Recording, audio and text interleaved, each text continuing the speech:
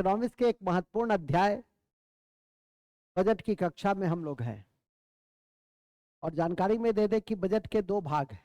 एक तो परंपरागत रूप से बजट के विषय में जानना है कि बजट क्या है, कैसे विकसित हुआ, कितने भागों में इसका वर्गीकरण होता है। मतलब बजट का जो बेसिक इनपुट होता है वो आपको जानना चाहिए।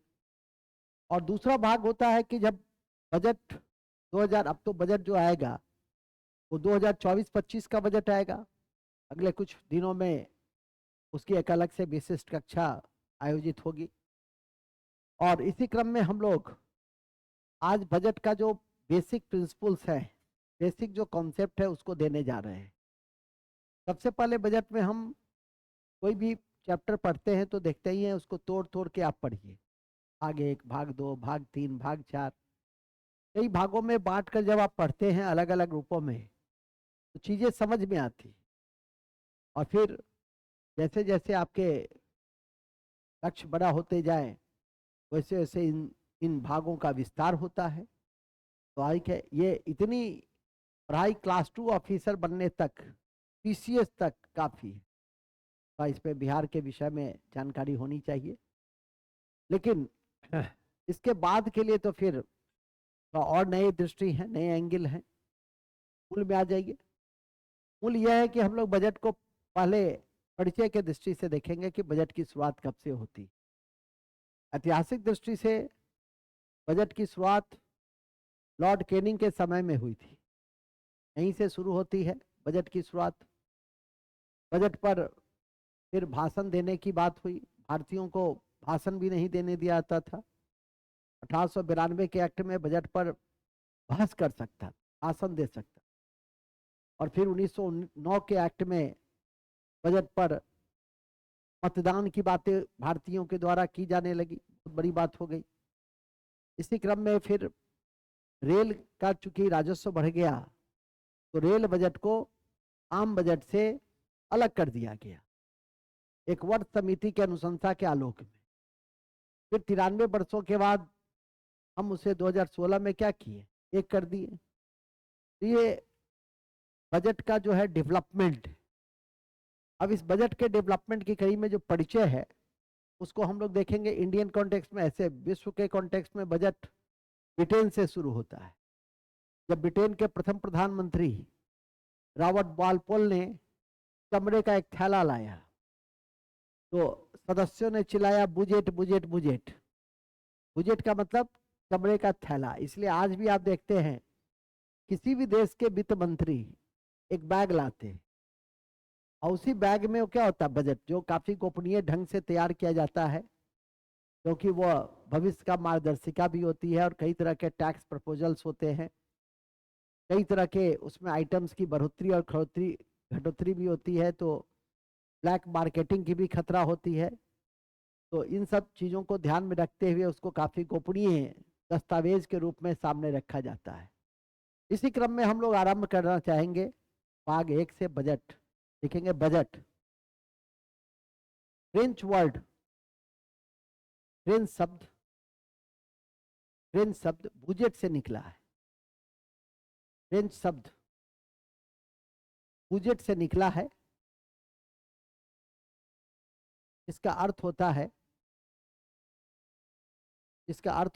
चमड़े का थैला।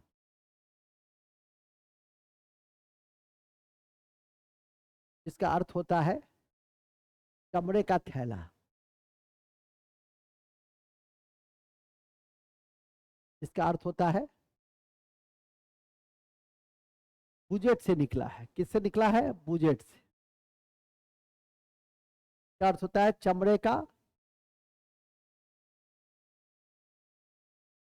चमड़े का थैला। ठीक है, इसका अर्थ होता है चमड़े का थैला। इसे ध्यान रखिएगा। इसके बाद अब इसके सामान्य शब्द, अच्छा इसकी शुरुआत कहां से हुई तो लिख देंगे। इसकी शुरुआत ब्रिटेन के प्रथम प्रधानमंत्री रॉबर्ट वालपोल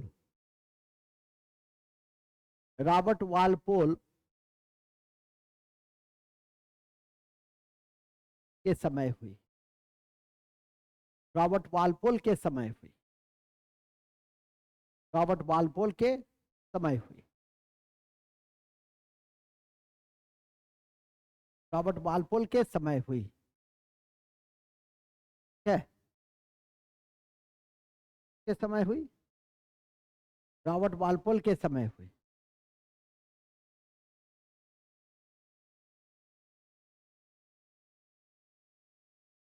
आज कक्षा 1 बजे से है, ऑफलाइन ऑनलाइन दोनों मोड में हो। ऑफलाइन में जो आएंगे वो साइकिल और पैदल ही आ पाएंगे, पैदल ही आ पाएंगे।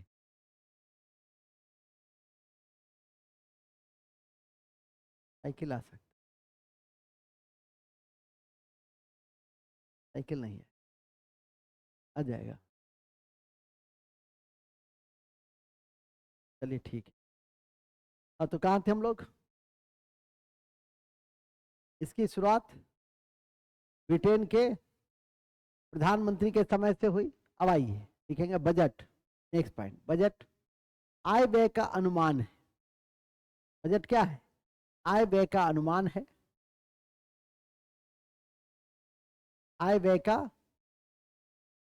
अनुमान है।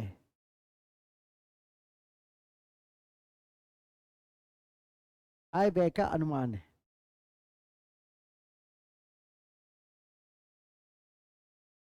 आय व्यय का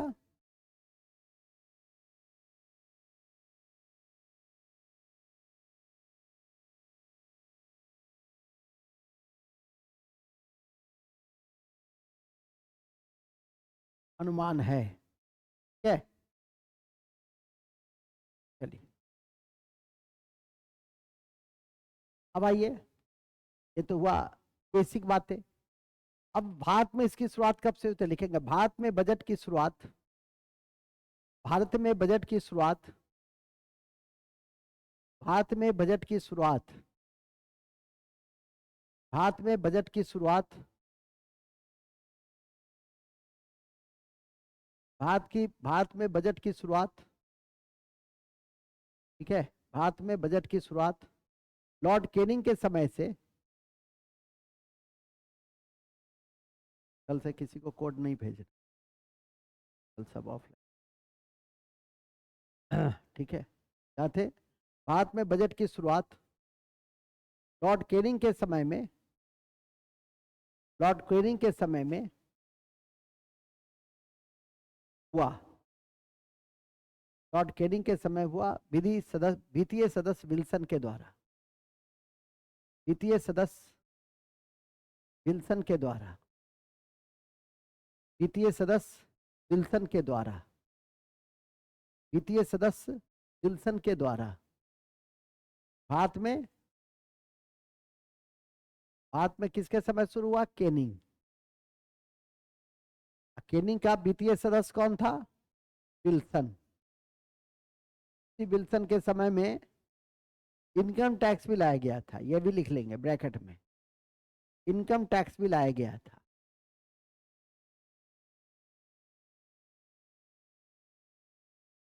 इनकम टैक्स भी लाया गया था, ठीक है। कौन टैक्स? इनकम टैक्स भी लाया गया था। पैराग्राफ चेंज कीजिए। नेक्स्ट पॉइंट, 1892 ईस्वी में, 1892 ईस्वी में, 1892 ईस्वी में भारतीयों को बजट पर बहस करने का अधिकार दिया गया। 1892 ईस्वी में भारतीयों को बजट पर बहिष्कार करने के अधिकार दिए गए, अधिकार दिए गए, अधिकार दिए। 1919 के एक्ट, सॉरी 1909 के एक्ट में, 1909 के एक्ट में, जिसका नाम था मार्ले मिंटो सुधार, याद है ना? 1909 के एक्ट में भारतीयों को बजट पर भारतीयों को बजट पर मतदान करने के अधिकार, मतदान करने के अधिकार, मतदान करने के अधिकार प्रदान किए गए।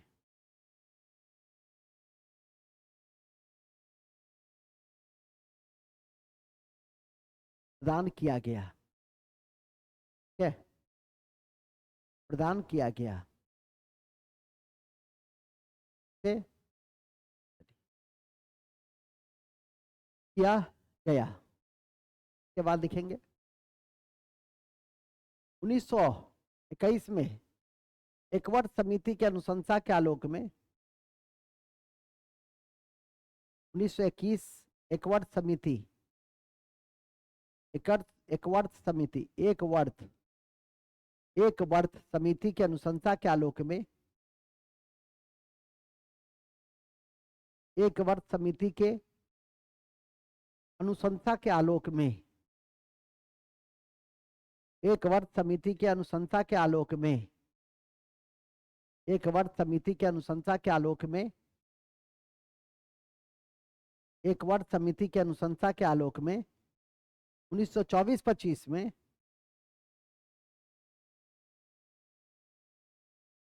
1924-25 में रेल बजट को आम बजट से अलग कर दिया। जैसा क्वेश्चन पूछे समझ गया ना, तो जवाब 1924-25 में रेल बजट को आम बजट से अलग कर दिया। रेल बजट को आम बजट से अलग कर दिया गया।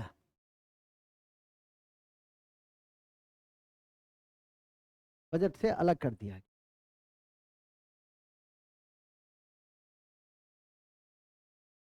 अति महत्वपूर्ण है कि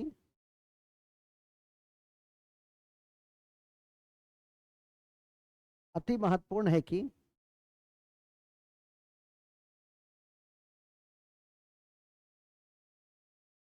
93 वर्षों के बाद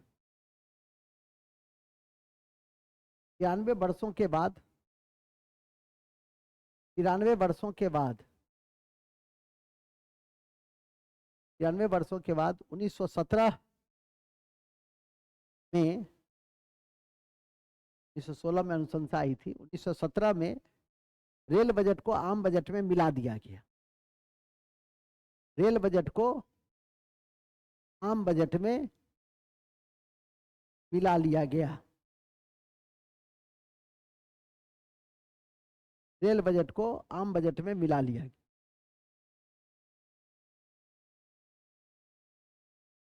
ठीक है, तो 2017 से रेल बजट का घोषणा आम बजट भी होने लगा। ठीक है, तो इसको ध्यान में करके रख सकते हैं कि 93 वर्षों के बाद 2016 में ही हालांकि निर्णय ले लिया गया कि अब सितंबर में कि अब रेल बजट को आम बजट में मिला लिया जाए, और 2017 से इसको हमने लागू कर दिया। तो जैसा विकल्प रहेगा उस तरह से इसका जवाब दे देंगे। पूछेगा किस बजट में मिलाया गया, तो 2017। पूछेगा निर्णय कब लिया, 2016। तो क्वेश्चंस तो समझते ही हैं, ढेर सारे बनते हैं और उस तरह से उसके उत्तर देने होते हैं, तो इस क्रम को याद करके रखना है। फिर लिखिए, आजादी के बाद, ध्यान रहे, आजादी के बाद पहले वित्त मंत्री आर खडमुंगम थे। पहले वित्त मंत्री आर खडमुंगम थे। पहले वित्त मंत्री आर खडमुंगम थे। आर खडमुंगम थे। आर खडमुंगम थे। खडमुंगम थे। जबकि गणतंत्र भारत के पहले वित्त मंत्री, जबकि गणतंत्र भारत के पहले वित्त मंत्री, गणतंत्र भारत के पहले वित्त मंत्री जॉन मथाई थे।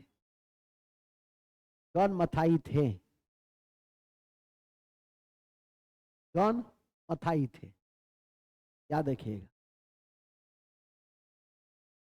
जॉन मथाई थे।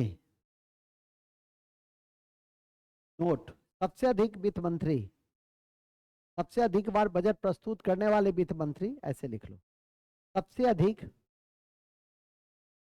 सबसे अधिक बजट प्रस्तुत करने वाले वित्त मंत्री, सबसे अधिक बजट प्रस्तुत करने वाले वित्त मंत्री कौन थे? निर्मला कितना हो गया? मोरारजी देसाई थे, मोरारजी देसाई थे। इस बार करेगी तब होगी, अभी लिख लो ना फिर। इस बार यदि वो करेगी तब होगी सबसे अधिक, तो करेगी ही, तो करेगी ही। अच्छा तो फिर चेंज हो जाएगा, ये सब क्या है? रिकॉर्ड तो बनते हैं और क्या होते हैं, टूट जाते हैं। देखिए अभी रिकॉर्ड बना था केप टाउन में, और देश विश्व का सबसे कम दिनों में सबसे कम ओवर का टेस्ट मैच हुआ, रिकॉर्ड बन गया। भारत पहली बार जीता उस पिच पर, रिकॉर्ड बन गया। उससे ही बड़ा रिकॉर्ड उसी क्रम में है कि एक ही रन पर 6 विकेट बिना खाता खोले गिर गया। रिकॉर्ड क्या है? कल रिकॉर्ड था दूसरा, आज रिकॉर्ड हो गया तीसरा। जब रिकॉर्ड टूट जाएगा तो लिख लेना, तो क्या है। करंट तो ऐसे भी कहते हैं, करंट के विषय में अभी न मर्ज किया, हो सकता है फिर अलग हो जाए, फिर पढ़ाएंगे। हाल ही में 2026-27 में अब अलग, अब ऐसा नहीं लिख ही लेना, मतलब एक एजम्पशन मैं कर रहा। करेंट तो करेंट होता है ना, चलो ठीक है, ठीक है। और उसको सुधार लेना, देख लेना तो अपना सुधार लेना, या हम तो सुधार ही देंगे। फिर आगे लिखेंगे। Note, TD Deshmukh, TD Deshmukh याद रखना, केप टाउन क्रिकेट याद रखना, ठीक है कि नहीं? ठीक है, करेंट है। अब तक का 136 साल का शायद टेस्ट मैच का इतिहास है, उसमें सबसे कम दिन में सबसे कम ओवर में सब कुछ समाप्त हो गया। 106 ओवर चला था ना, समझ जाता, बहुत बड़ी बातें हो गई। एक ही दिन में 23 विकेट गिरा, ये भी एक रिकॉर्ड है, ठीक है कि नहीं? तो रिकॉर्ड पे रिकॉर्ड बना है केप टाउन में। हाँ, और कुछ है? तो दी, और विकेट गिरा बिना रन, बिना आगे का रन बनाए हुए एक ही स्कोर पे 6 विकेट गिर गए, ठीक है। मैं देख रहा था हॉट स्टार, तो 152 पे 4 था। फिर सोचे आधा घंटा के बाद फिर देखते हैं कि 200 हुआ कि नहीं हुआ। तो हाँ हाँ, तो देखा कि जा, ये तो 153 पे ऑल आउट हो गया। नहीं मतलब एक एक गेंद खेलना मुश्किल हो गया। चलिए आगे चलिए। सीडी देशमुख, सीडी देशमुख देश में वित्त मंत्री के साथ साथ, वित्त मंत्री के साथ साथ आरबीआई के गवर्नर भी थे, आरबीआई के गवर्नर भी रहे। हालांकि ये सौभाग्य मनमोहन सिंह को भी मिला था, लेकिन पहली बार किसको मिला? सीडी देशमुख। नोट नंबर 2, पहले प्रधानमंत्री जवाहरलाल नेहरू थे, पहले प्रधानमंत्री जवाहरलाल नेहरू थे जो वित्त मंत्री के रूप में भी काम किए। प्रधानमंत्री थे जो जो वित्त मंत्री के रूप में भी काम की,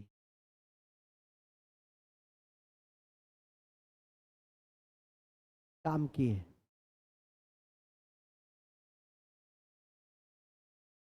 भारत की पहली महिला वित्त मंत्री,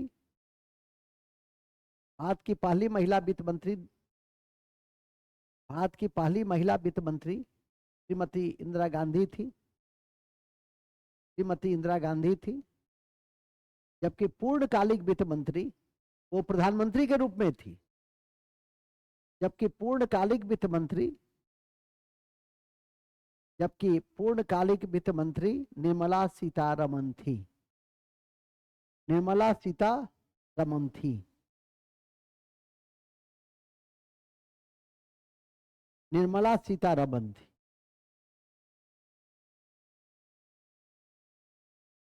ठीक है, निर्मला सीतारमन थी। चलिए, ये इंट्रोडक्शन है किसका? ये इंट्रोडक्शन किसका है? यह इंट्रोडक्शन बजट का है। ये इंट्रोडक्शन किसका है? बजट का है, ध्यान रखना। अब आइए बजट के प्रकार। बजट के प्रकार,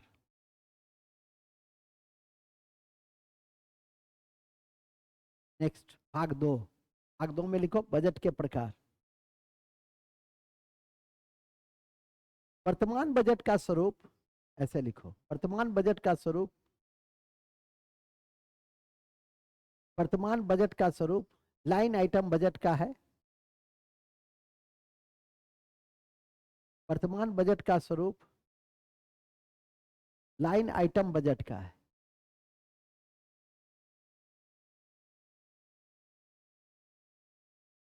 लाइन आइटम बजट का है।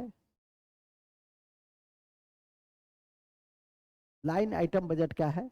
ऐसे बजट में, ऐसे बजट में राशि के खर्च करने पर,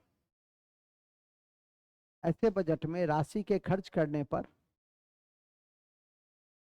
अधिक बल दिए जाते हैं। वर्तमान में बजट का स्वरूप लाइन आइटम बजट का है, जिसमें राशि के खर्च करने पर अधिक बल दिए जाते हैं।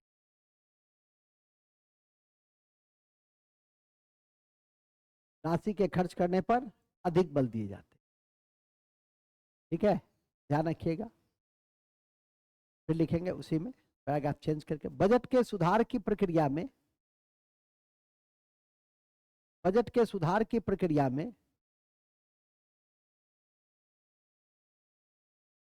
निष्पादक बजट या परफॉर्मेंस बजट, निष्पादक बजट, निष्पादक बजट या परफॉर्मेंस बजट, परफॉर्मेंस बजट उल्लेखनीय है, उल्लेखनीय है, उल्लेखनीय है, जिसकी अनुशंसा, जिसकी अनुशंसा, इसकी अनुशंसा, इसकी अनुशंसा हूवर आयोग ने किया। हूवर, हूवर, हू अबर, हूवर, हूवर आयोग ने किया। ठीक है, जिसकी अनुशंसा किसने किया? हूवर आयोग ने किया। जिसकी अनुशंसा हूवर आयोग ने किया। लाइन कर देंगे। इसके अतिरिक्त फिर पैराग्राफ चेंज, इसके अतिरिक्त अमेरिका में ही पीटर पीटरबर्ग के द्वारा जीरो बजट की अवधारणा को भी प्रस्तुत किया गया। अमेरिका में भी पीटरबर्ग के द्वारा, पीटरबर्ग के द्वारा, पीटरबर्ग के द्वारा जीरो बजट की अवधारणा को शुरू किया गया, शुरू किया गया।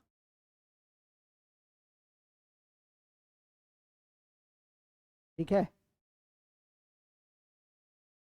कितनी बातें हो गई। ये सब बजट के सुधार की प्रक्रिया है। जीरो बजट में क्या है? सब कुछ जीरो। पिछले साल का सारा आय व्यय क्या हो गया? जीरो।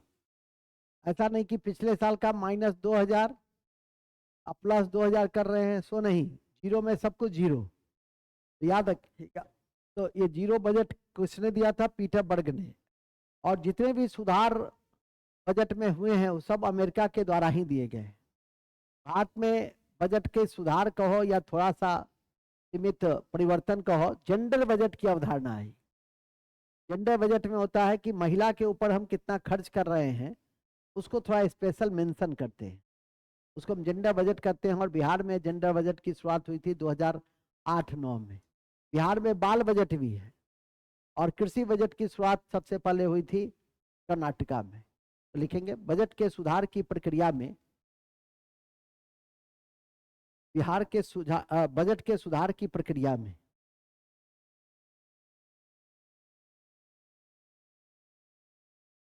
सुधार की प्रक्रिया में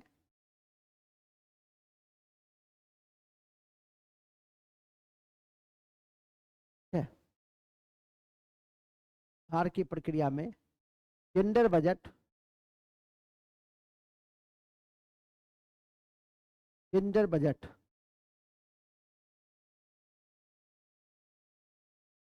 जेंडर बजट, बाल बजट, बाल बजट,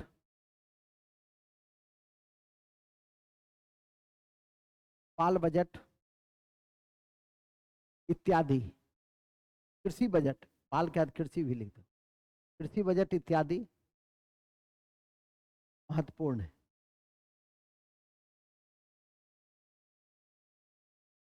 महत्वपूर्ण है। बिहार बाल बजट को प्रस्तुत करने वाला, बिहार बाल बजट को प्रस्तुत करने वाला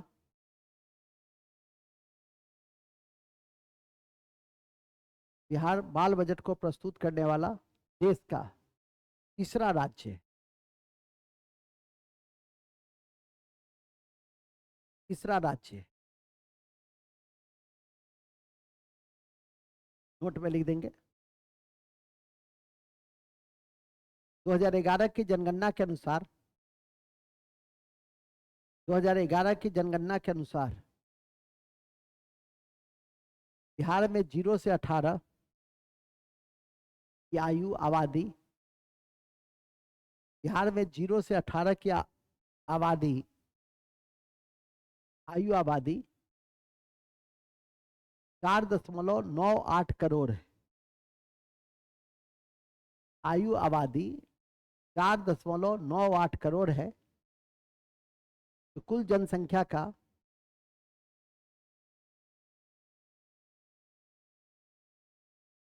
कुल जनसंख्या का और 4.98 करोड़ है, करोड़ है, जो कुल जनसंख्या का 48%, तो कुल जनसंख्या का 48%। भूलेंगे नहीं कि बिहार में बाल बजट 2013-14 में शुरू हुई। भूलेंगे नहीं कि बिहार में बाल बजट 2013-14 में शुरू हुई। बाल बजट 2013-14 में शुरू हुई। भूलेंगे नहीं कि बिहार में बाल बजट 2013-14 में शुरू हुई। शुरू हुई। नेक्स्ट है आएगा चेंज। बिहार में जेंडर बजट 2008-9 में शुरू हुआ। बिहार में जेंडर बजट 2008-9 में शुरू हुआ।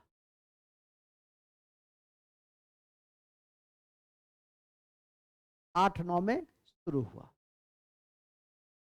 बस तो ये बजट के प्रकार है। बाल बजट में हम किस पे बल देंगे? बच्चों के ऊपर, कि मृत्यु दर में कमी लाना है, उसके शिक्षा के स्तर को उठाना है, उसको पोषण आहार मुहैया कराना है, तो उस बजट पर हम ज्यादा बल देंगे। क्योंकि बिहार के ऐसे भी अधिकांश जनसंख्या 0 से 18 में 48% है 2011 के आंकड़ों के अनुसार, और अभी 1-2 साल तक तो 2011 की ही जनगणना चलेगी।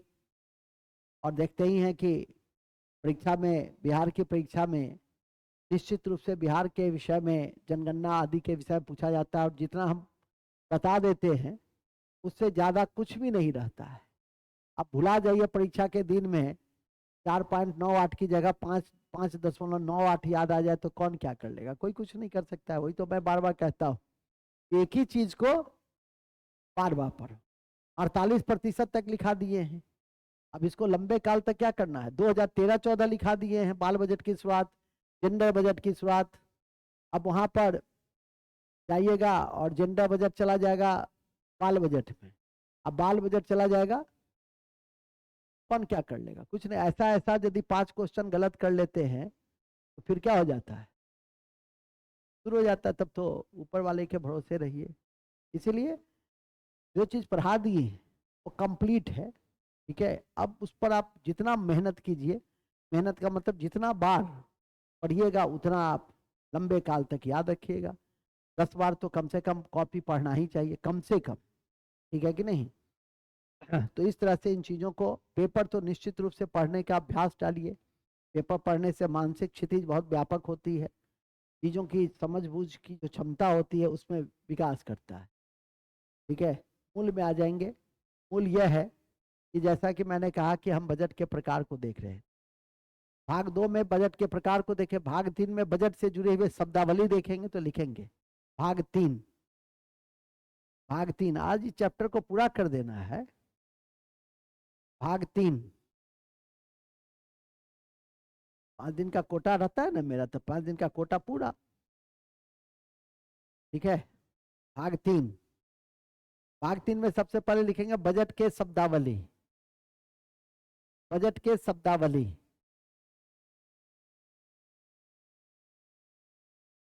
बजट के शब्दावली। सबसे पहला है वित्त विधेयक। वित्त विधेयक, वित्त विधेयक क्या होता है? वित्त विधेयक राजा बाबू बताएगा, 13 बार पढ़ा है।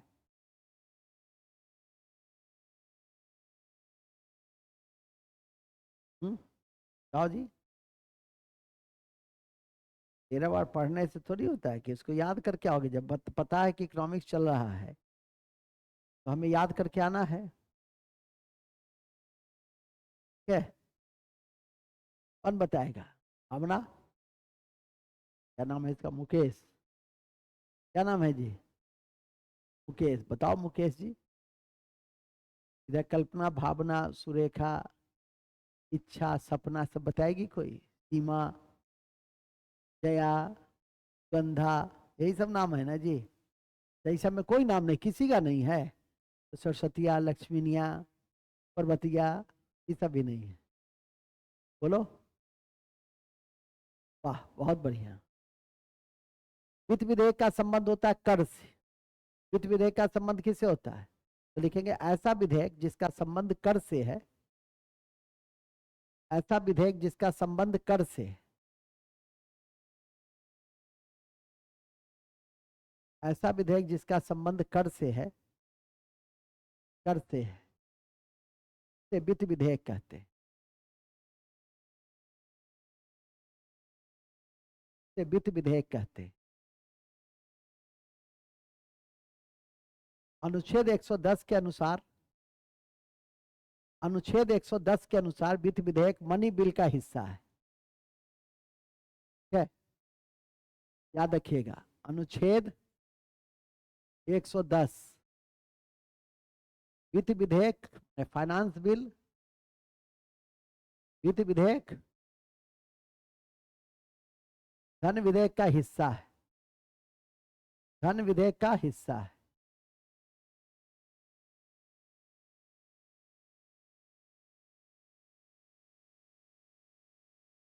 क्वेश्चन बराबर पढ़ाते भी हैं। कौन इसका फैसला करता है कि धन विधेयक अब वित्त विधेयक में निर्णय करता है? कौन धन विधेयक है? कौन इसका निर्णय करने वाला? कौन है? लोकसभा के अध्यक्ष। का निर्णय कौन करते हैं? स्पीकर, अध्यक्ष,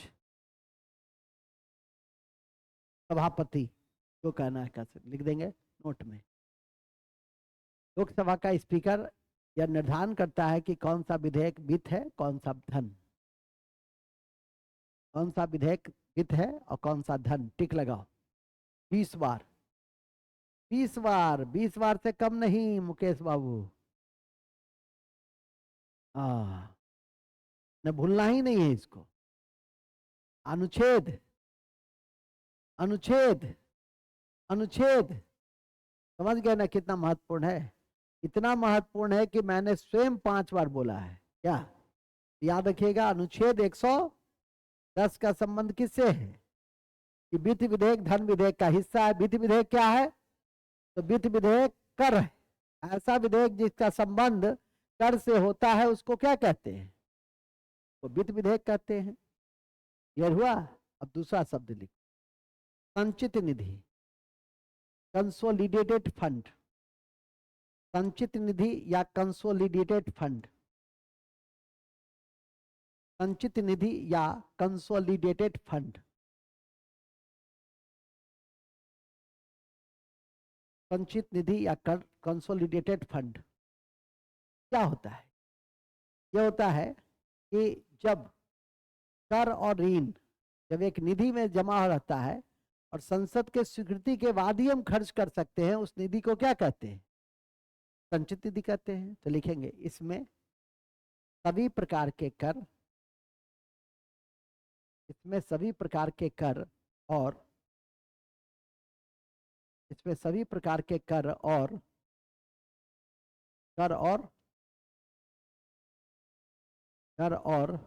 ऋण आते हैं, ऋण आते हैं और संसद के स्वीकृति के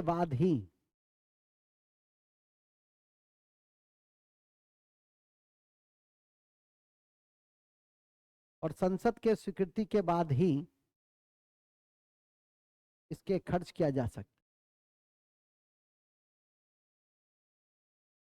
अनुच्छेद 265 का संबंध, अनुच्छेद 265 का संबंध, अनुच्छेद 265 का संबंध इसी से।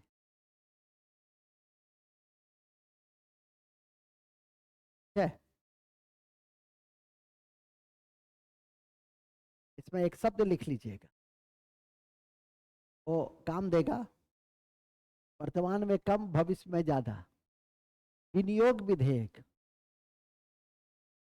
विनियोग विधेयक, इसको अंग्रेजी में कहते हैं एप्रोप्रिएशन बिल। तो अंग्रेजी में क्या कहते हैं? एप्रोप्रिएशन, एप्रोप्रिएशन बिल लिखेंगे। ऐसा विधेयक जो संसद से निधि खर्च करने के लिए लाई जाती है, ऐसा विधेयक जो संसद से निधि खर्च करने के लिए, जो संसद से निधि खर्च करने के लिए लाई जाती है, जो संसद से निधि खर्च करने के लिए लाई जाती है, संसद से निधि खर्च करने के लिए लाई जाती है, उसे क्या कहते हैं? उसे विनियोग विधेयक कहते,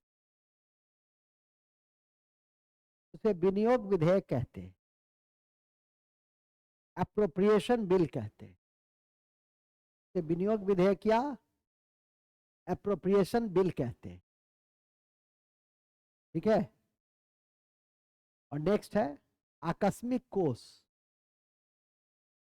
अच्छा, कंसोलिडेटेड फंड कौन देखता है? संसद। संसद के बिना, संसद को घेर लो। कंसोलिडेटेड निधि कौन देखता है? संसद, संसद, संसद, संसद, संसद। संचित निधि कौन देखता है? संसद। स अब लिखो आकस्मिक निधि। आकस्मिक निधि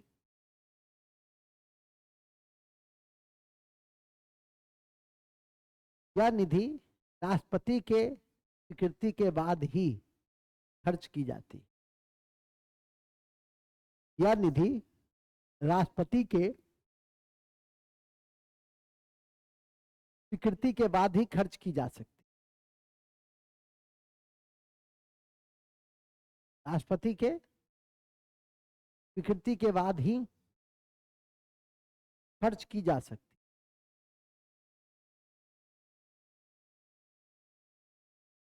खर्च की जा सकती। राष्ट्रपति के स्वीकृति के बाद ही हम उसको खर्च कर सकते। ये एक इंपॉर्टेंट पॉइंट है। ठीक है। अब आइए नेक्स्ट। तीसरा निधि होता है लोक लेखा निधि। लिखेंगे लोक लेखा निधि सरकार के नियंत्रण में होता। लोक लेखा निधि सरकार भारत सरकार के नियंत्रण में होती। तीनों निधि को अच्छे से याद करके रखिए। लोक लेखा निधि सरकार के नियंत्रण में होती।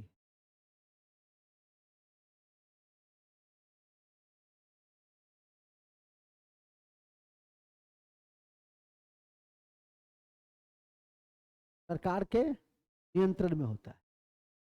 सरकार के नियंत्रण में होता है। ठीक है।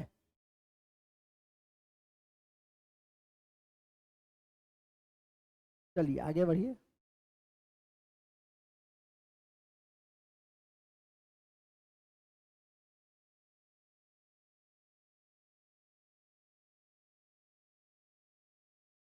नेक्स्ट, वोट ऑन अकाउंट, लेखा अनुदान। लेखा अनुदान, लेखा अनुदान, लेखा अनुदान, लेखा अनुदान। ठीक है, लेखा अनुदान। अभी लेखा अनुदान क्या है भाई? ये लेखा अनुदान है कि सरकार अपने, लिख देंगे, सरकार अपने खर्च को चलाने के लिए, सरकार अपने खर्च को चलाने के लिए अस्थायी रूप से, अस्थायी रूप से, अस्थायी रूप से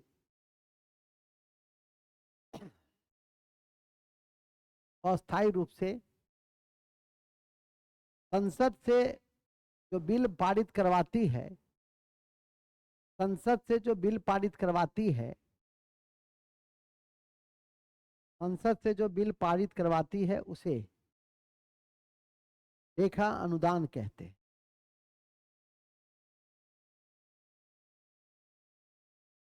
लेखा अनुदान कहते हैं। लेखा अनुदान कहते हैं। इसकी वैधता, जिसकी वैधता 2 महीने की होती है, जिसकी वैधता 2 महीने की होती है।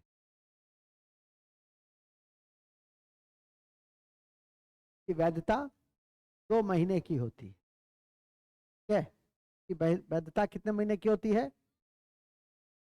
तो यह था महत्वपूर्ण शब्दावली। उसी क्रम में कुछ और शब्दावली है की चर्चा करेंगे, तो लिखेंगे राजकोषीय घाटा। पहले लिख लो हाँ चलो ठीक है, कोई बात नहीं। राजकोषीय घाटा,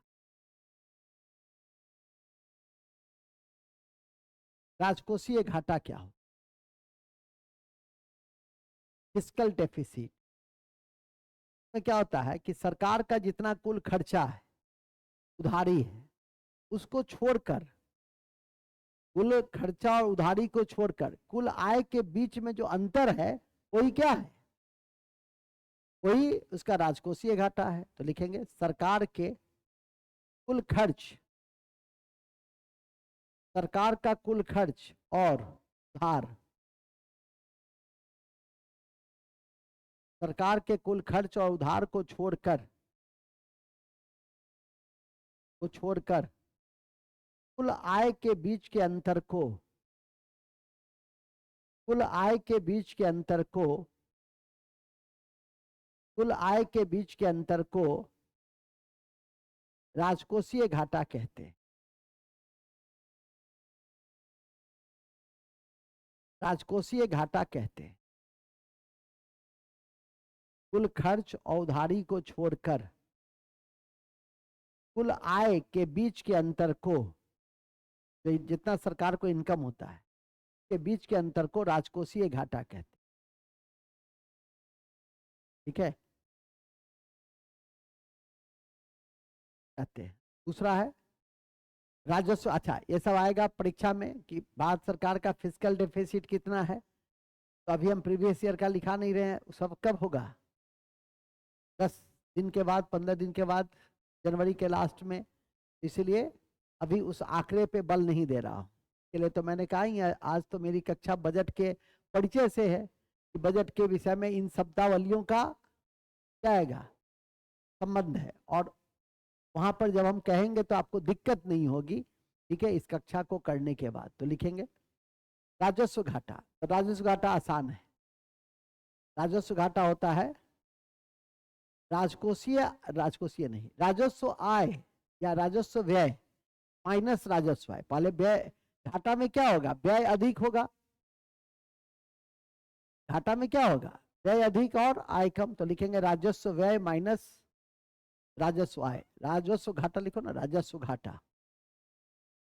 राजस्व घाटा। रेवेन्यू डेफिसिट क्या होता है, रेवेन्यू डेफिसिट हुआ कि जितना सरकार के पास आया खर्च हुआ, तो घाटा हुआ है।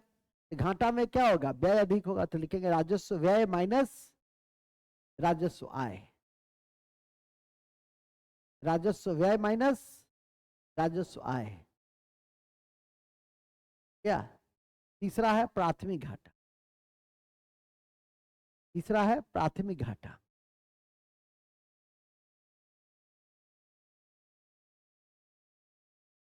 प्राथमिक घाटा। प्राथमिक घाटा होता है कि राजकोषीय घाटा माइनस ब्याज। राजकोषीय घाटा तो है ही, अब माइनस ब्याज।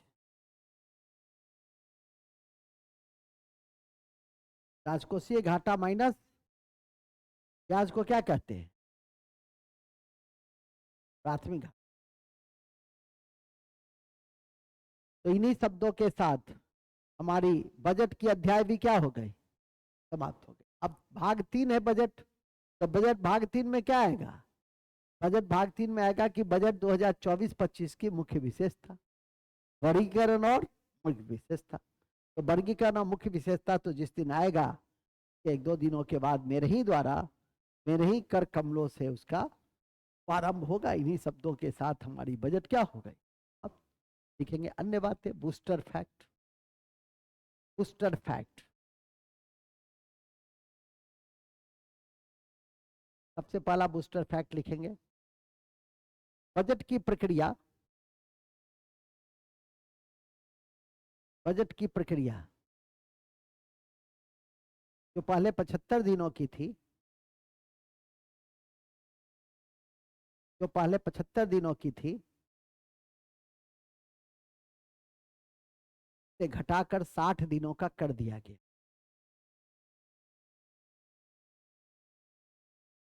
उसे घटाकर 60 दिनों का कर दिया गया।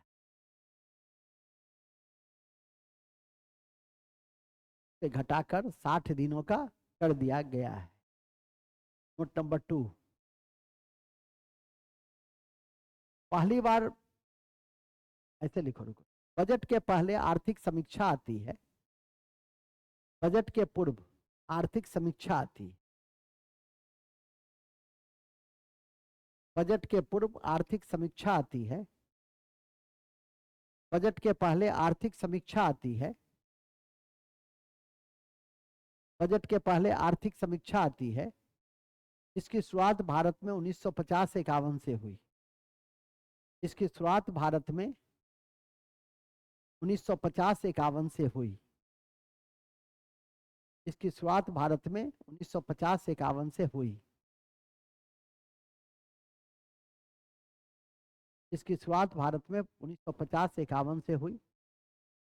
1964 ईस्वी के बाद, 1964 ईस्वी के बाद, 1964 ईस्वी के बाद आर्थिक सर्वे को बजट से अलग कर दिया। आर्थिक सर्वे को बजट से अलग कर दिया गया। आर्थिक सर्वे को बजट से अलग कर दिया। आर्थिक सर्वे को बजट से अलग कर दिया गया। नेक्स्ट, भारत में आर्थिक सर्वे, भारत में आर्थिक सर्वे मुख्य आर्थिक सलाहकार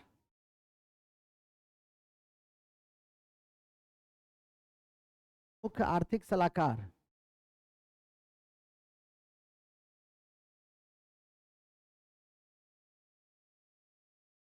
मुख्य आर्थिक सलाहकार के मार्गदर्शन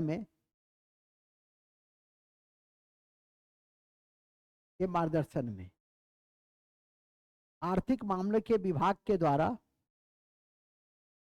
आर्थिक मामले के विभाग के द्वारा आर्थिक मामले के विभाग के द्वारा की जाती है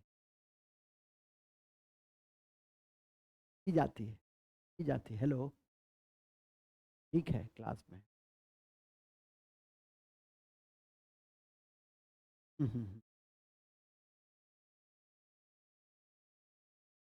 ठीक है, कहाँ थे हम लोग?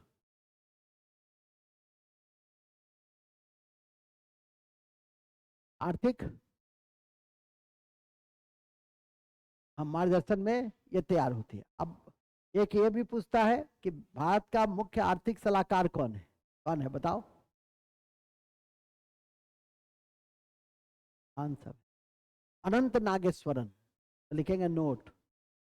भारत के मुख्य आर्थिक सलाह वर्तमान में, ये सब चेंज होता है लेकिन वर्तमान का हम लिखा रहे हैं। वर्तमान में आर्थिक सलाहकार अनंत नागेश्वरन है। अनंत नागेश्वरन है।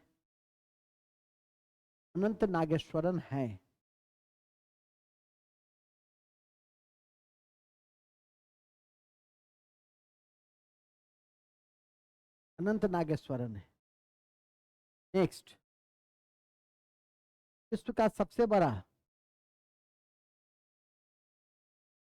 तिलहन उत्पादक क्षेत्र,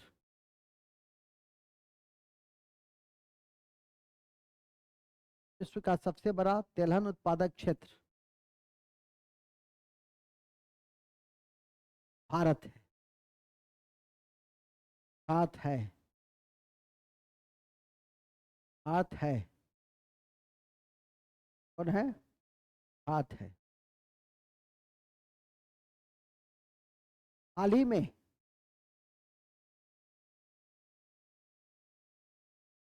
राष्ट्रीय सांख्यिकी मैंने एनएसओ लिखेंगे, एनएसओ के द्वारा जारी, हाल ही में एनएसओ के द्वारा जारी एक आंकड़े के अनुसार, एक आंकड़े के अनुसार 2023-24 में 2023-24 में भारत का आर्थिक वृद्धि दर,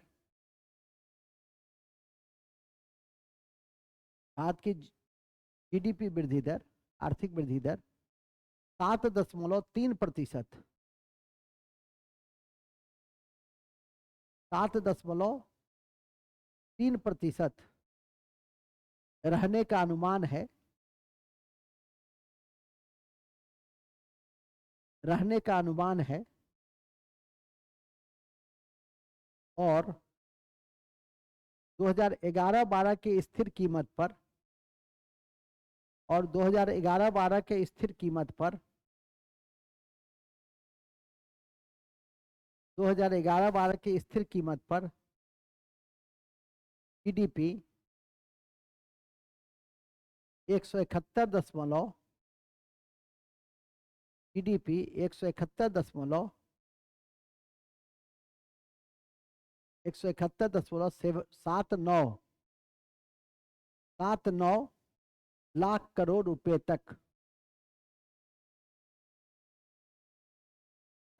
रुपए तक, अनुमानित है।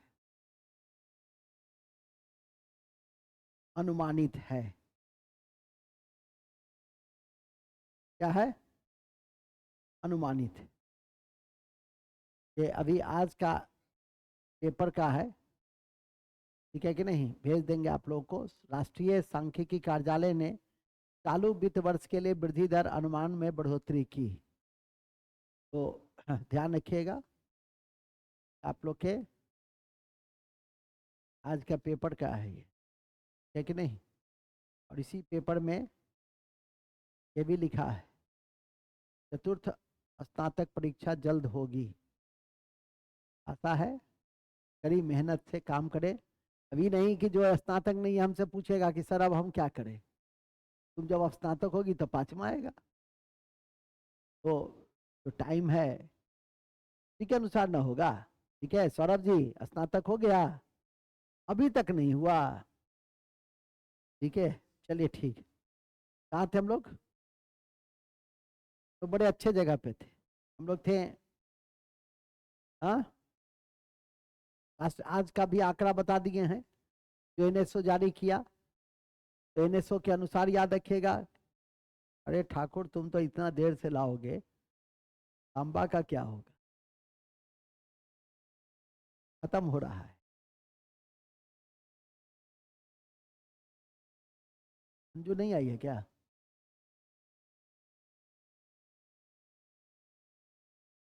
चाय आ गया है तो ऐसे थोड़ी छोड़ देंगे, चाय पिला के छोड़ेंगे।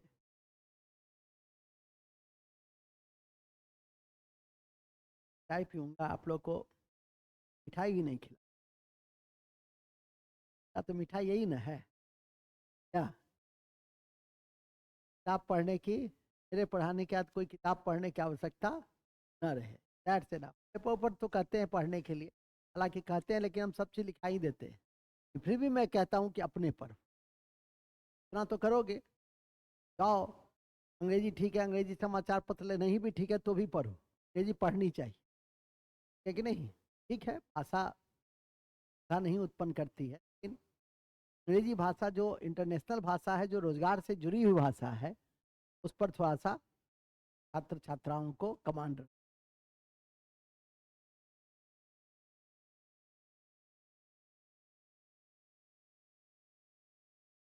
चलिए एक और लिखो। अंडा उत्पादन में भारत प्रथम स्थान पर। अंडा उत्पादन में भारत प्रथम स्थान पर। मछली एवं चीनी के उत्पादन में अंडा और दूध में लिख दीजिए। अंडा दूध में पहले स्थान पर और चीनी और मछली उत्पादन में दूसरे स्थान।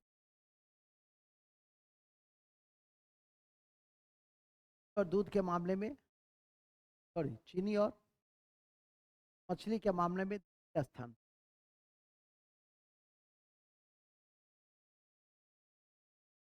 नेक्स्ट, सड़क नेटवर्क में अमेरिका पहला और भारत दूसरे स्थान। सड़क नेटवर्क में भारत पहला, सॉरी, अमेरिका पहला और भारत दूसरे स्थान।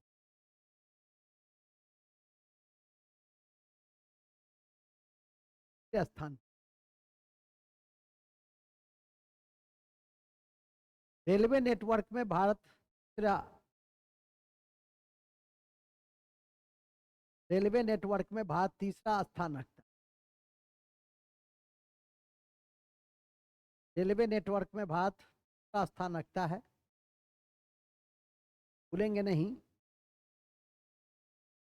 रेलवे ने 2030 तक, रेलवे ने 2030 तक, रेलवे ने 2030 तक जीरो कार्बन का लक्ष्य रखा है। जीरो कार्बन का लक्ष्य रखा है।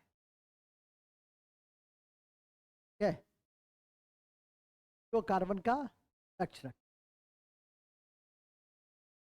है। जबकि भारत सरकार ने 170 तक, जबकि भारत सरकार ने 270 तक।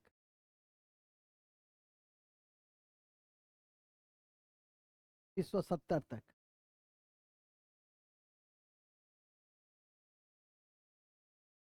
ठीक है, वैश्विक स्तर पे आपने अभी देखा है कि दुबई में 250 राम सम्मति बनाने की कोशिश करेंगे। कॉप 28, नेक्स्ट पॉइंट में कॉप 28 कॉन्फ्रेंस ऑफ पार्टी का पूरा नाम है।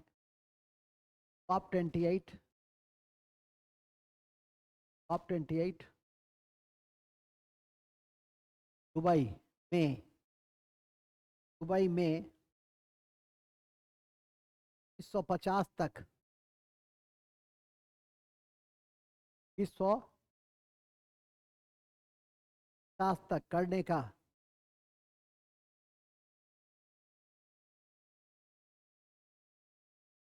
करने का लक्ष्य रखा।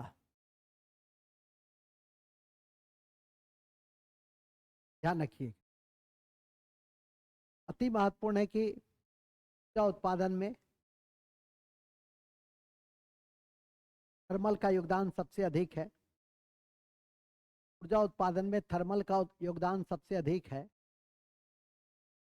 और उससे जो अपशिष्ट निकलते हैं और उससे जो अपशिष्ट निकलते हैं और उससे जो अपशिष्ट निकलते हैं इससे जो अपशिष्ट निकलते हैं उसे फ्लाई ऐश का, फ्लाई ऐश का क्या कहते हैं? फ्लाई ऐश का क्या कहते हैं? फ्लाई ऐश का।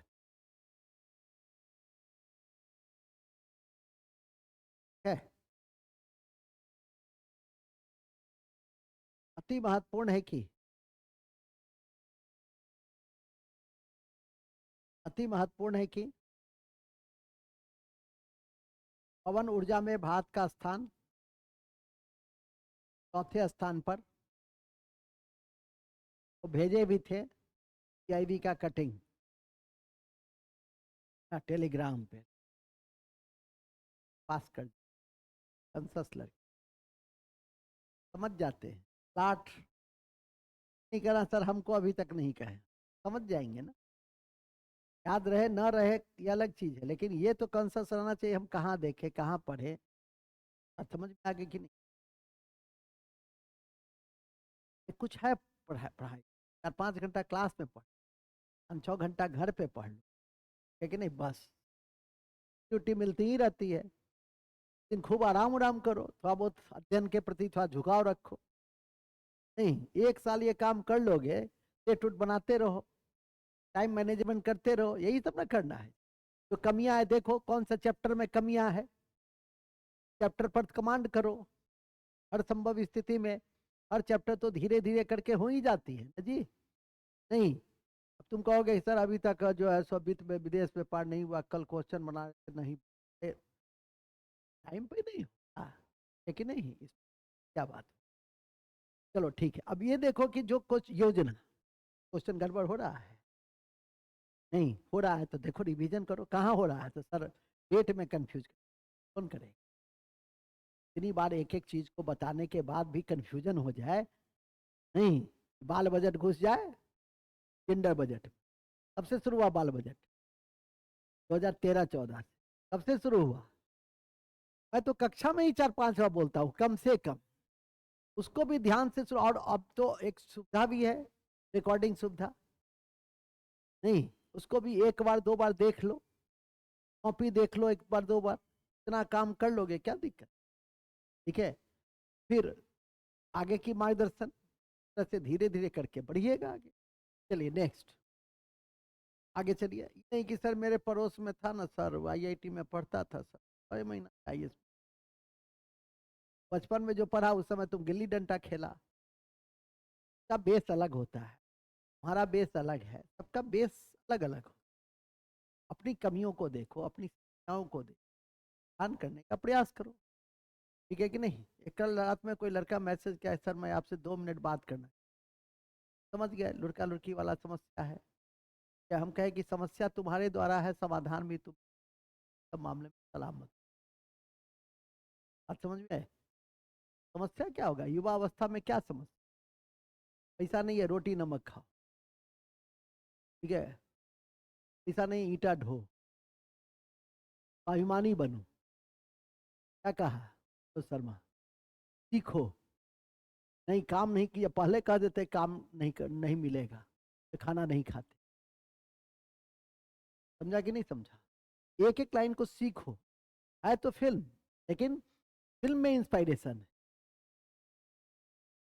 आ गई कि नहीं? सर जी हाँ, ये नहीं कि सर 100 रुपया है, आओगे तो कटवा लोगे तो दे ही देंगे, लेकिन स्वाभिमानी बनो हमेशा। ये वो व्यक्तित्व का एक सकारात्मक पक्ष। ओके चलो आगे चलो, नेक्स्ट कहाँ थे हम लोग? पवन ऊर्जा चौथा है। क्या पवन ऊर्जा में भारत का स्थान चौथा आया। और नवीनीकरण ऊर्जा में विश्व में भी चौथा है। नवीनीकरण ऊर्जा में विश्व में चौथा है। और ऊर्जा में कितना है बच्चा? बताओ जी, कितना प्रशंसा करो। पांचवा है, पढ़ती नहीं। और ऊर्जा में पांचवा है। और ऊर्जा में पांचवा है।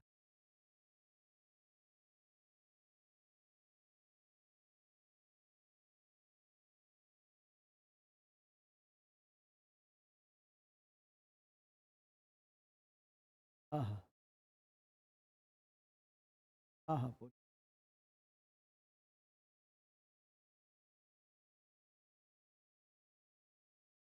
आपसे रात में बात करता हूँ क्लास में।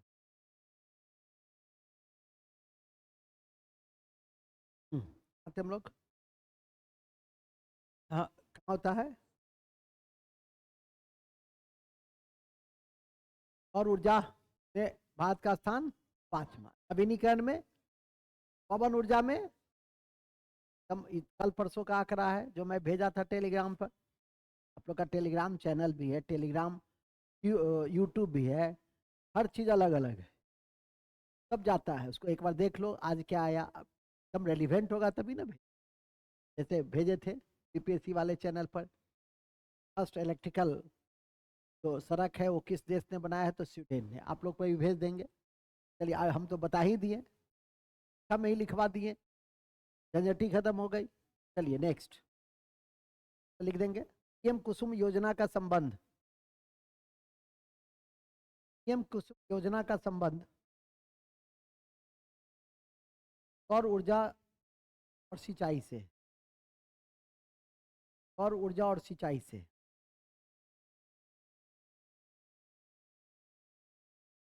सौर ऊर्जा और सिंचाई से।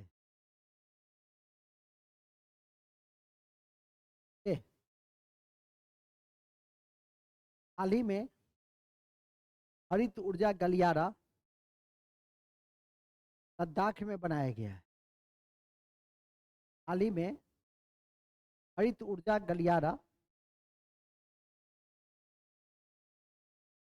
हरित ऊर्जा गलियारा कहाँ बनाया गया है? लद्दाख में बनाया गया है। जबकि पवन ऊर्जा के लिए गुजरात और तमिलनाडु के तटों का चुनाव किया गया। जबकि पवन ऊर्जा के लिए गुजरात और तमिलनाडु आदर्श राज्य है।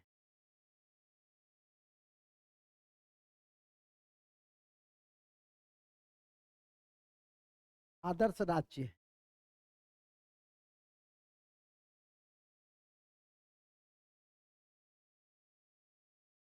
राज्य है, आदर्श राज्य।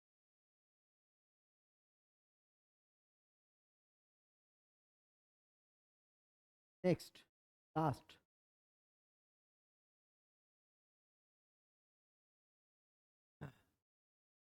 हरित हाइड्रोजन, हरित हाइड्रोजन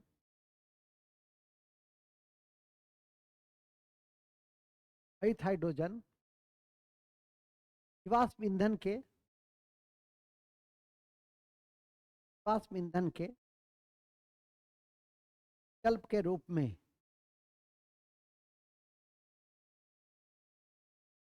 हरित हाइड्रोजन जीवाश्म ईंधन के विकल्प के रूप में भर रहा है, जो ग्रीन हाउस गैस को, ग्रीन हाउस गैस को कम करेगा।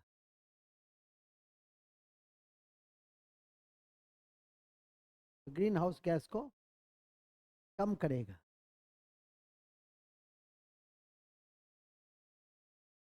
ग्रीन हाउस गैस को क्या करेगा? कम करेगा। उल्लेखनीय है कि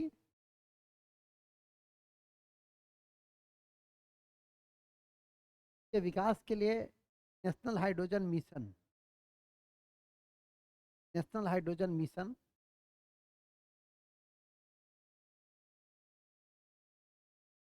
के विकास के लिए national hydrogen mission,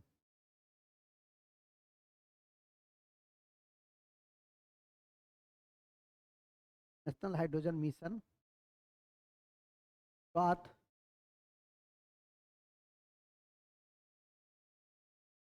national hydrogen mission बात की गई है 2021-22 में।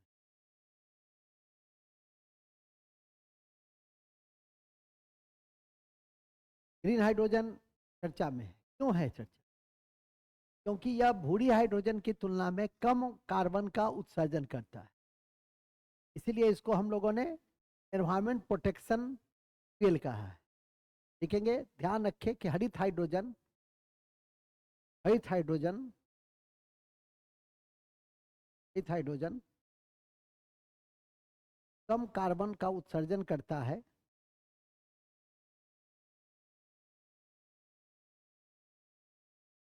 कम का उत्सर्जन करता है,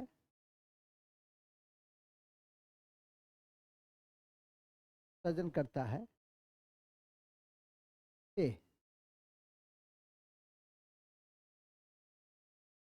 भविष्य के ऊर्जा के रूप में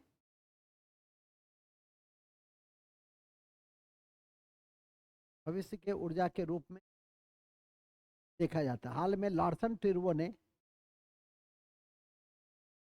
हाल में लार्सन ट्यूब्रो ने लार्सन ट्यूब्रो ने लार्सन ट्यूब्रो ने इसके निर्माण को शुरू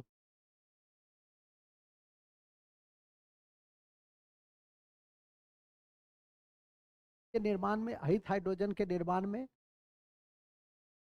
हरित हाइड्रोजन के निर्माण में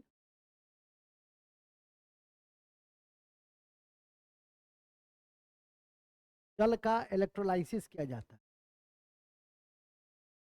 जल का इलेक्ट्रोलाइसिस किया जाता है। जल का इलेक्ट्रोलाइसिस किया जाता है। देखो, 3 हाइड्रोजन याद रखना, ग्रीन, ब्लू और भूरा। सुन लीजिए, जानते हैं ना, हम भविष्य देखे कल यूपीएससी का क्वेश्चन मेंस का, जो गेस करके दिए, जो पढ़ा है सब आया टोटल, यहाँ तक कि एसए का गेस भी टकराया, वसुदेव कुटुंब, क्या कि नहीं? जो बता दे, नहीं करने वाला नहीं करेगा, जाएगा अपने। मेरा तो काम है कह देने का, समझा देने का, बुझा देने का। कोई बच्चा तो है नहीं कि तू समझ से आपको बार बार कहा जाएगा बुआ रे ख्या ले, बुआ रे ख्या ले। कह दिया गया, समझा दिया गया। हाइड्रोजन अभी भविष्य में पूछा जाएगा, ठीक है? और भविष्य में पूछा जाएगा तो आप उसे याद रखिए, हाइड्रोजन के तीनों रूप, ब्लू, ग्रीन और भूरा। भूरा उत्पन्न होता है कोयला से, अधिक कार्बन देता है। ब्लू उत्पन्न होता है प्राकृतिक गैस से। अब ग्रीन तो पढ़ लिए, ग्रीन कैसे उत्पन्न होता है? जल के इलेक्ट्रोलाइसिस में वाटर और ऑक्सीजन और हाइड्रोजन क्या होता है, जब भी इलेक्ट्रोलाइसिस होगा तो अलग अलग हो जाएगा, वो कार्बन का कम उत्सर्जन करेगा, तो इसीलिए उसको ज्यादा डिमांड है। इसलिए हरित हाइड्रोजन पे हम लोग ज्यादा काम कर रहे हैं आजकल, ठीक है ना? हरित हाइड्रोजन के विकास के लिए नाइट्रोजन राष्ट्रीय हाइड्रोजन मिशन 2021-22 की शुरुआत की गई। लार्सन ट्यूब्रो देश की पहली कंपनी है जो हरित हाइड्रोजन के ऊपर बल दे रही है। यही सब ना लिखे हैं जी, है ना? लद्दाख वगैरह की चर्चा आपको किए हैं कि वो गलियारा बन रहा है, वो सब कुछ थोड़ा सा ध्यान रख सकते हो। इसी क्रम में अब लिखो ब्लू हाइड्रोजन, वो इकोनॉमी है। ब्लू हाइड्रोजन, ब्लू हाइड्रोजन प्राकृतिक गैस से उत्पन्न होती,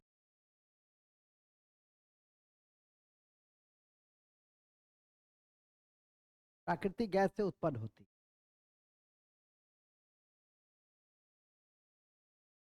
जबकि उत्पन्न होती, और जबकि नहीं, और यह ऊर्जा या और यह उत्सर्जन को कैप्चर करती, और यह उत्सर्जन को, जो उत्सर्जन हो रहा है क्या करेगी? कैप्चर करेगी।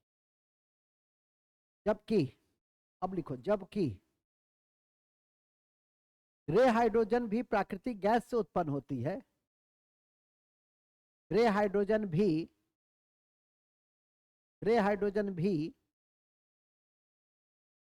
प्राकृतिक गैस से उत्पन्न होती है। प्राकृतिक गैस से उत्पन्न होती है और जहां संबंधित उत्सर्जन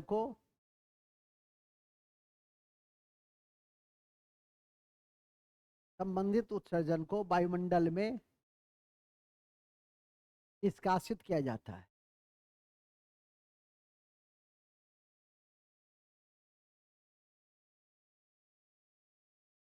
निष्कासित किया जाता है।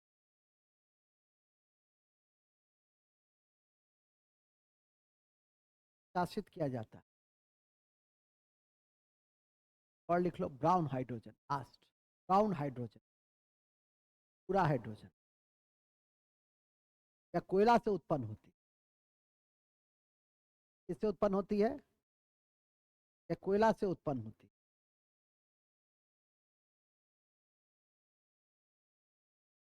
या कोयला से उत्पन्न होती है। क्या कोयला से उत्पन्न होती है। इन्हीं शब्दों के साथ हम आज के इस कक्षा की समाप्ति की। तो आज हाइड्रोजन के सभी रूप पढ़ लिए। परीक्षा में एक न एक रूप आएगा, नहीं पढ़िएगा तो भोगिएगा। हमारा काम है चेतावनी दे देना, बता देना, समझा देना, बुझा देना। विशेष काम किसको करना है? आप तैयार होके रहिए। कल हम लोग विदेश व्यापार, विदेशी वित्तीय संस्था, बैंक बीमा, ठीक है, ये जो 3-4 अध्याय शेष बचे हैं तो हम लोग देखने का प्रयास करें इन्हीं शब्दों के साथ। लेकिन प्रयास के ऐसा नहीं कि खत्म के नाम पे खत्म करना है, तो आराम से बात करेंगे, ठीक है कि नहीं? तो इन्हीं शब्दों के साथ हम आज के इस कक्षा की समाप्ति की घोषणा करते हैं। और आज मुझे अवसर मिला, हालांकि सबको ऑनलाइन से मैंने जोड़ दिया, ठंडा भी था, चलो ठीक है। कल सब लोग ऑफलाइन में आएंगे, लेकिन इससे एक एंगल मिला कि बीच में हम 1-2 कक्षा ऑनलाइन भी सुबह ले लेंगे तो कोई दिक्कत है जी दी तो? हाँ, 6 से 9 तक ले लें, 8:30 तक ले लें तो कोई दिक्कत? तो ये प्रयोग ठीक रहा कि एक उपाय है ये भी कि हम आपसे ऑनलाइन में भी बड़ा स्क्रीन है, अब बड़े स्क्रीन पर भी हमें देख सकते हैं, लेकिन इसमें आत्म अनुशासन की क्या होगी? जरूरत होगी। यहाँ तो ऑफलाइन में हमारी निगाहें सबको नियंत्रित करती है, लेकिन तो आपको स्वयं क्या होना हो? जब भी यहाँ घर से यहाँ तक आते हैं तो स्वयं अनुशासित हो, है कि नहीं? और थोड़ा सा अनुशासित रहिएगा। जितना कम आप बातचीत करेंगे, लिखेंगे, समझेंगे, बूझेंगे, उतना आपके लिए बेहतर होगा। तो इतना तो तय है कि 3-4 घंटे की कक्षा में आप ढेरों बातों को जानते हैं, जान लेते हैं और समझ लेते हैं। अब आपका काम क्या रहा? याद तो कुछ कुछ हो भी गया। चलो, good day and take care. कल सबका ऑफलाइन ही होगा, इसलिए समय 8 बजे अपने वो तो रूटीन जाएगी, क्योंकि हमारी कक्षा 8 से 11:30 पौने 12, जब तक कि वो मेरा पार्ट पूरा नहीं हो जाए। ठीक है, आज हम 11:15 में आपको छोड़ रहे हैं। Good day and take care, all the best, thank you very much, बहुत बहुत धन्यवाद।